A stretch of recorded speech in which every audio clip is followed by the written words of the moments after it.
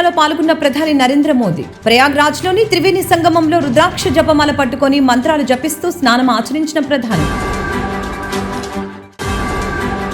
కేంద్ర మంత్రి రాజ్నాథ్ సింగ్ తో మంత్రి నారా లోకేష్ భేటీ. ఏపీలో డిఫెన్స్ క్లస్టర్ ఏర్పాటు చేయాలని కోరిన మంత్రి లోకేష్. అప్పుల్లో మునిగిన ఏపీకి కేంద్రం అన్ని విధాలుగా సహకరిస్తూ ఆక్సిజన్ అందిస్తుందని వ్యాఖ్య.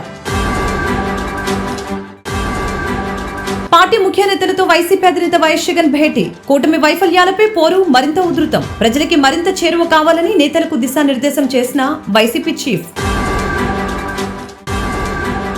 పవిత్రమైన తిరుపతిలో ప్రజాస్వామ్యం కూనీ చేశారన్న వైసీపీ నేత అంబటి రాంబాబు. సాక్షాత్తు జనసేన అధికారంలో ఉన్న తిరుపతిలో డిప్యూటీ మేయర్ ఎన్నికలలో దౌర్జన్యానికి పాల్పడ్డారు. అప్పట్లో ఊగిపోయిన జనసేనాని ఇప్పుడు మౌనంగా ఉండిపోయారన్న మాజీ మంత్రి అంబటి. ఆసక్తి రేపుతున్న జూనియర్ ఎన్టీఆర్ ప్రకటన. అభిమానుల ఆనందమే కాదు వారి సంక్షేమమే తనకి అత్యంత ప్రాధాన్యమన్న తారక్. త్వరలో అభిమానులతో ప్రత్యేక సమావేశం నిర్వహిస్తానన్న జూనియర్. తన కోసం పాదయాత్రగా రావద్దని అభిమానులకు విజ్ఞప్తి.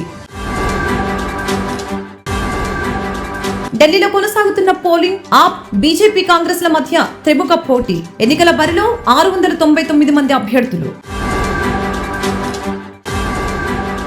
అమృత్సర్ చేరుకున్న అక్రమ వలసదారుల విమానం. విమానంలో 104 మంది భారతీయులు. అమెరికాలో అక్రమంగా 20,400 మంది భారతీయులు ఉన్నట్లు నివేదిక. 17,900 మందిని వెనక్కు పంపేందుకు ఉత్తర్వులు.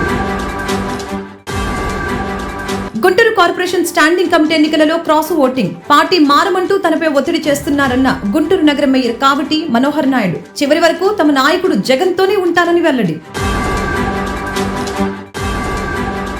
మస్తాన్ సాయి రిమాండ్ రిపోర్ట్ లో సంచలన అంశాలు. పలువురు సినీ ప్రముఖులతో డ్రగ్స్ పార్టీలో మస్తాన్ సాయి, లావణ్యను చంపేసేందుకు పలుమార్లు మస్తాన్ సాయి ప్రయత్నించినట్లు వెల్లడి.